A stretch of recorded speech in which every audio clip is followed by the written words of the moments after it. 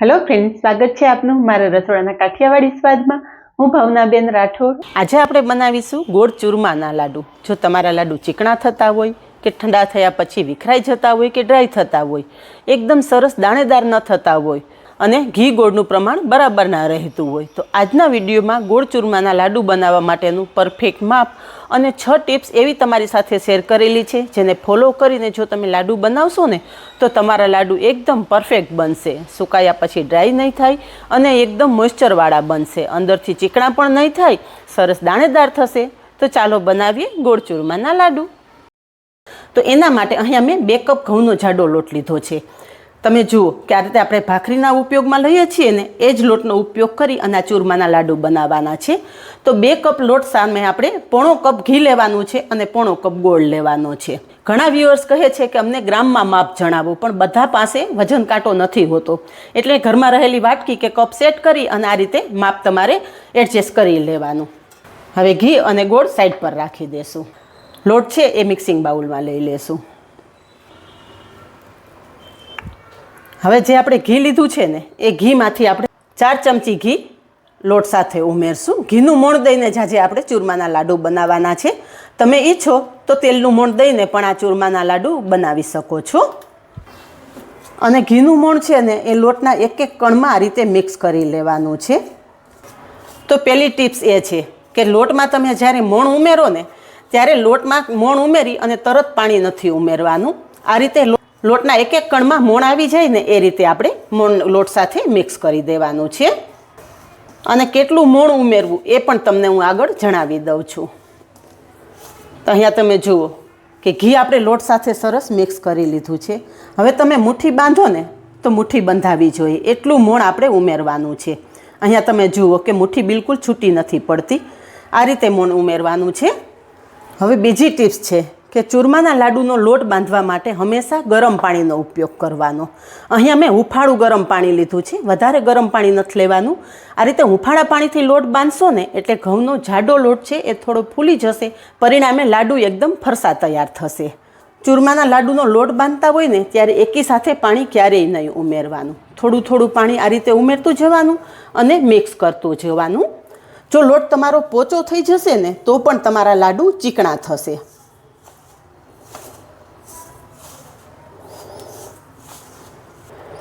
એટલે અત્યારે તમને પાણીનો માપ પણ મેં વાટકીમાં જ બતાવેલો છે, એટલે તમારા લાડુ બનાવવામાં તમારે કોઈ પણ જાતનો પ્રોબ્લેમ ના આવે। અહીંયા મુઠિયા માટેનો લોટ બાંધી લીધો છે। આપણે 1 વાટકી ગરમ પાણી લીધેલું, તો 2 ચમચી જેટલું પાણી વધેલું છે। તો મુઠિયા બનાવવા માટેની પણ ખાસ ટ્રીક છે। જો તમે હાથનો વજન દઈ અને મુઠિયા બનાવશો ને તો અંદર બિલકુલ એર નહીં રહે, પરિણામે તમારા મુઠિયા અંદરથી કાચા રહેશે। એટલે મુઠિયા બનાવવામાં શું કરવાનું, હાથ આ રીતે પોલો રાખવાનો, પોલા હાથે આ રીતે નાના નાના મુઠિયા બનાવી લેવાના। અને જો તમને આ રીતે મુઠિયા બનાવતા ના ફાવે ને તો આ રીતે ગોળ કરી અને વચ્ચે ખાડો કરી દેવાનો, આ રીતે પણ તમે મુઠિયા બનાવી શકો છો।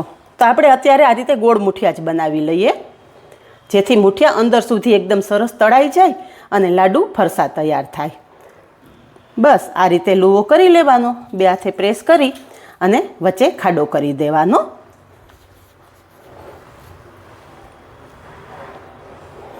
આ રીતે આપણે બધા મુઠિયા બનાવી લેશું। અહીં આ રીતે મેં બધા જ મુઠિયા તૈયાર કરી લીધા છે। હવે તળી લઈએ।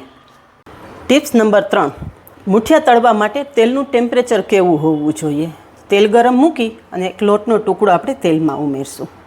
તો અહીંયા તમે જુઓ કે લોટનો ટુકડો તળિયે પડ્યો રહે છે, તરત જ ઉપર નથી આવતો। તેલનું ટેમ્પરેચર આટલું હોવું જોઈએ। જો તેલ વધારે ગરમ થઈ ગયું હશે ને તો મુઠિયા ઉપરથી લાલ થઈ જશે અને અંદરથી કાચા રહેશે, પરિણામે તમારા લાડુ ખાવામાં ચીકણા બનશે।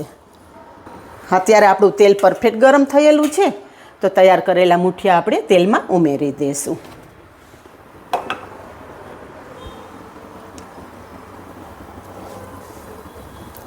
આ ટાઈમે પણ ગેસની ફ્લેમ મીડિયમ જ રાખવાની છે, ગેસની ફ્લેમ બિલકુલ વધારવાની નથી। એકી સાથે તેલમાં જેટલા આવે ને એટલા મુઠિયા આપણે તળવા મૂકી દઈશું। ધીમા ગેસે મુઠિયા સરસ તળાવા માંડ્યા છે, એક બાજુ તળાય ને એટલે આપણે પલટાવી લેશું। અહીંયા તમે જોઈ શકો છો કે મુઠિયા જેમ જેમ તળાવા માંડ્યા છે ને એમ મુઠિયા ઉપર ક્રેક પડવા માંડ્યું છે। આ જ પરફેક્ટ નિશાની છે કે તમારા મુઠિયાનો લોટ બરોબર બંધાયેલો છે અને મુઠિયા બરોબર વાળેલા છે. પોલા હાથે વાળેલા મુઠિયા હશે ને એટલે મુઠિયા અંદર સુધી આ રીતે તળાઈ જશે અને ક્રેક પડવા માંડશે. તો બધા જ મુઠિયા આ રીતે પલટાવી લેશું. બંને બાજુ પલટાવતા અહીંયા મુઠિયા તમે જુઓ એકદમ મસ્ત ગોલ્ડન કલર આવી ગયો છે. ટિપ્સ નંબર 4 કે તમારા મુઠિયા તળાઈ જશે ને એટલે એક એક મુઠિયા ઉપર આ રીતે ક્રેક આવી જશે. અહીંયા તમે જોઈ શકો છો કે બધા જ મુઠિયા ઉપર આ રીતે ક્રેક આવી ગયું છે.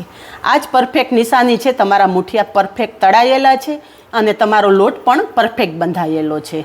હવે અહીંયા મુઠિયા થોડા ઠંડા થાય ને એટલે આ રીતે આપણે ભૂકો કરી લેવાનો. અહીંયા જુઓ તમે ફ્રેન્ડ્સ કે આ મુઠિયા આપણા કેટલા મસ્ત તળાયેલા છે. અંદર સુધી મુઠિયા મસ્ત તળાઈ ગયા છે ને એટલે હાથમાં લેતા જ આ રીતે તમે કરો ને તો ભૂકો થઈ જાય છે. લાડુના મુઠિયા ગરમ ગરમ ક્યારેય પણ નહીં પીસવાના.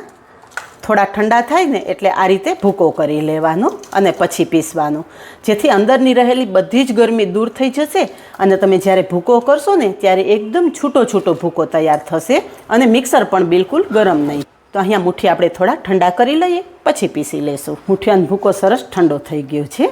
ઠંડો થયેલા મુઠિયાનો ભૂકો છે આપણે મિક્સર જારમાં લઈ લેશું. મિક્સર જાર મોટું છે એટલે બધું જ ભૂકો અત્યારે આપણે એકી સાથે ઉમેરી દઈશું. મિક્સરને પલ્સ મોડ પર રાખી અને પીસી લેવાના છે. કન્ટિન્યુ મિક્સર ચલાવશો ને તો લોટમાં ચીકાશ આવી જશે અને લાડુ પણ ચીકણા તૈયાર થશે. અહીંયા મિક્સરને મેં 3 જ વખત પલ્સ મોડ ઉપર ચાલુ અને બંધ કર્યું ને ત્યાં જ અહીંયા તમે જુઓ કે એકદમ મસ્ત ભૂકો તૈયાર થઈ ગયો છે. હવે આ ભૂકો ચાળી લેશું જેથી લાડુ એકદમ સ્મૂથ તૈયાર થાય. તો આ રીતે ઘઉં ચારવાનો ચાયણો હોય ને એમાં જ આપણે આ લોટ ચાળશું. બહુ ઝીણી ચાયણીમાં લોટ નથી ચાળવાનો જેથી કણીદાર લાડુ તૈયાર થાય.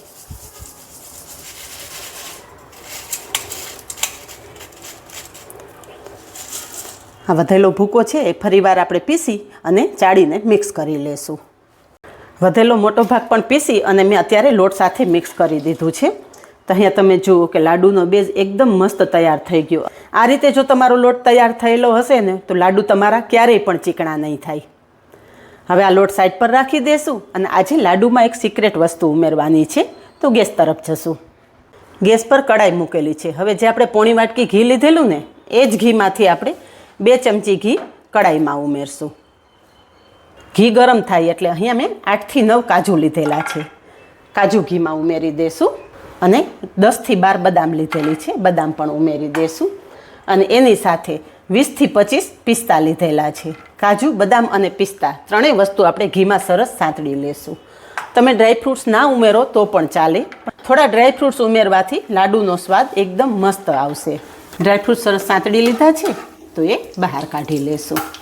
હવે એ જ વધેલા ઘીમાં આપણે અડધી વાટકી ચણાનો લોટ ઉમેરશું. ચણાનો લોટ જ્યારે લોટ બાંધો ત્યારે પણ ઉમેરી શકો છો, પણ આ રીતે ઘીમાં શેકીને જ્યારે ચણાનો લોટ તમે લાડુ સાથે મિક્સ કરશો ને તો એકદમ મસ્ત ફ્લેવર સાથે આ લાડુ તૈયાર થશે. અહીંયા તમે જોઈ શકો છો કે લોટ કડાઈમાં પડતા જ બધું જ ઘી એબ્ઝોર્બ કરી લીધું છે. ફરી 2 ચમચી જેટલું ઘી કડાઈમાં ઉમેરશું અને ધીમા ગેસે લોટ એકદમ સરસ ગોલ્ડન થાય ને ત્યાં સુધી શેકી લેશું. અહીંયા થોડી વાર પછી તમે જુઓ કે કડાઈમાં ઉમેરેલું ઘી લોટે ફરી એબ્ઝોર્બ કરી લીધું છે, પણ જેમ જેમ લોટ શેકાતો જશે ને એમ ઘી બધું છૂટું પડતું જશે. જેવી રીતે તમે મોહનથાળનો લોટ શેકો ને એ રીતે જ આપણે આ લોટ શેકી લેવાનો છે. તો અહીંયા તમે જોઈ શકો છો કે જેમ જેમ લોટ શેકાતો જાય છે ને એમ લિક્વિડી થતો જાય છે. ચણાનો લોટ પણ કાચો ના રહેવો જોઈએ, એ પણ એકદમ સરસ શેકાઈ જવો જોઈએ. અને ચણાનો લોટ શેકાયાની નિશાની છે કે ચણાનો લોટ શેકાઈ જશે ને એટલે એકદમ મસ્ત સુગંધ આવવા માંડશે. ટિપ્સ નંબર 5 ફ્રેન્ડ્સ, થોડો ચણાનો લોટ આ રીતે ઘીમાં શેકીને તમે લાડુ સાથે ઉમેરશો ને તો લાડુ એકદમ મસ્ત તૈયાર થશે. તમે ઈચ્છો તો ચણાના લોટ સાથે 2 ચમચી જેટલો રવો પણ ઉમેરી શકો છો. રવો અને ચણાનો લોટ બંને આ રીતે એકી સાથે શેકી લેવાના. તો ફ્રેન્ડ્સ, આપણી ચેનલમાં તમારી સાથે હું અનેક વિડીયો શેર કરતી હોઉં છું અને નાની નાની બધી જ બાબત તમને જણાવતી રહું છું કે જો તમે પહેલી વખત વસ્તુ બનાવતા હો ને તો પણ તમારી વેરાયટી પરફેક્ટ જ બને. તો અહીંયા વાતમાં આપણો લોટ એકદમ મસ્ત શેકાઈ ગયો છે અને કડાઈમાં ઉમેરેલું બધું જ ઘી છૂટું પડી ગયું છે. આ રીતે સરસ ગોલ્ડન કલર થઈ જાય ને એટલે સમજી લેવાનું કે તમારો લોટ સરસ શેકાઈ ગયો છે અને એકદમ લિક્વિડ ફોર્મમાં આવી જશે. ગેસની ફ્લેમ બંધ કરી દેવાની છે. ગરમ કડાઈમાં જ થોડો લોટ વધારે શેકાઈ જશે. શેકાયેલો લોટ છે ને આપણે લાડુના મિશ્રણ સાથે ઉમેરી દઈશું.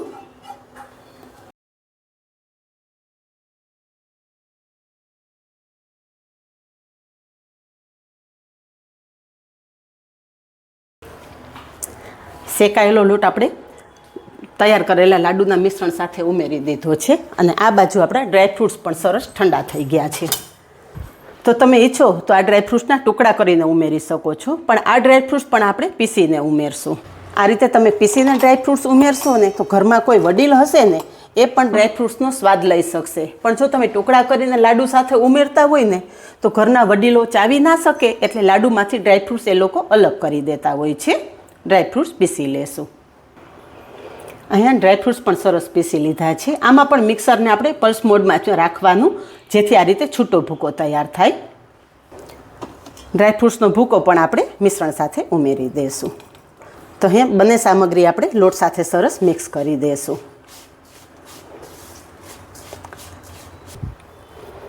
હવે અહીંયા ચણાનો લોટ પણ સરસ ઠંડો થઈ ગયો છે. તો જેવી રીતે આપણે મોણ દઈએ ને એ રીતે લોટ આપણે ચણાના લોટ સાથે મિક્સ કરી લેશું.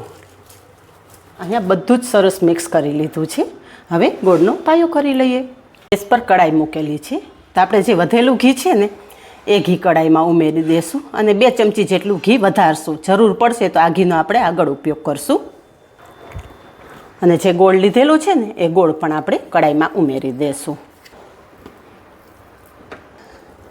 ટ્રેડિશનલ લાડુ ગોળ સાથે જ બનતા હોય છે, પણ તમે ઈચ્છો તો ખાંડ કે સાકર ઉમેરીને પણ આ લાડુ બનાવી શકો છો.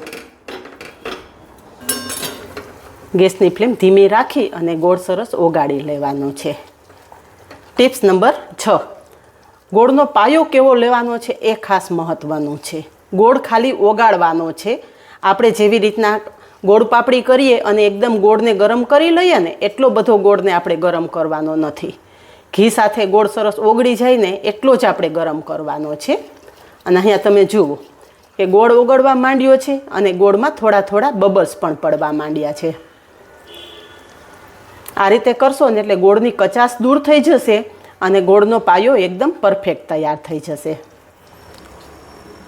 તો અહીંયા આપણો ગોળનો પાયો પરફેક્ટ તૈયાર થઈ ગયો છે. ગેસની ફ્લેમ બંધ કરી દઈશું અને તૈયાર થયેલો ગોળનો પાયો આપણે લોટ સાથે ઉમેરી દઈશું.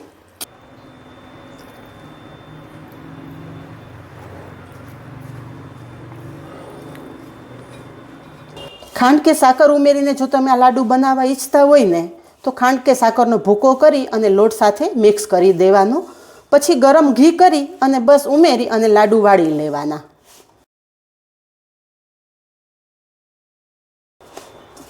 જે આપણે ગોળનો પાયો છે ને એ લોટ સાથે સરસ મિક્સ કરી લેવાનો.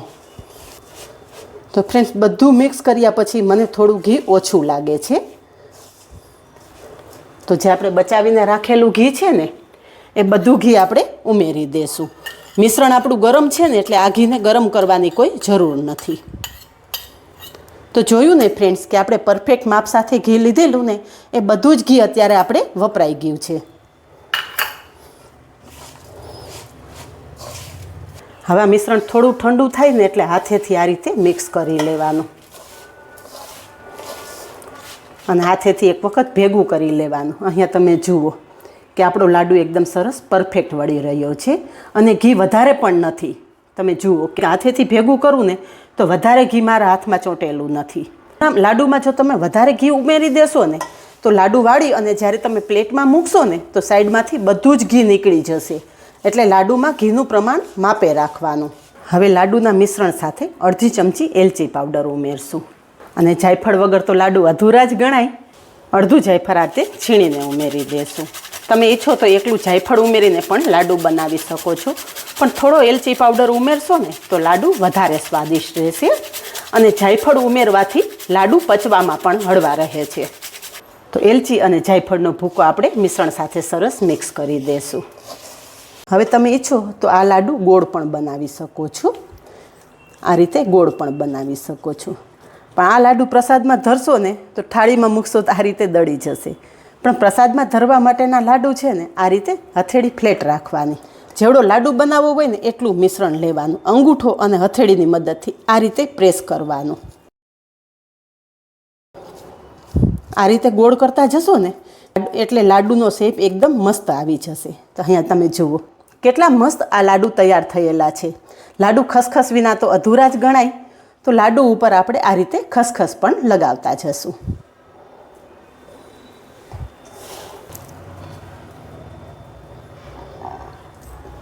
આ રીતે બધા જ લાડુ તૈયાર કરી લેશું. બધા જ લાડુ વાળી લીધા છે. તો ફ્રેન્ડ્સ, લાડુનો દેખાવ જોઈને જ ખાવાની ઈચ્છા થઈ ગઈ ને. અહીં આપણા પરફેક્ટ લાડુ તૈયાર છે. જો તમને વિડીયો પસંદ આવ્યો હોય તો વિડીયોને લાઇક અને તમારા ફેમિલી અને ફ્રેન્ડ્સ ગ્રુપમાં શેર કરજો. અને ચેનલને સબસ્ક્રાઈબ કરવાનું બિલકુલ નહીં ભૂલતા. આજે બસ આટલું જ. ફરી મળશું એક નવા વિડીયો સાથે. ત્યાં સુધી બાય. Thank you.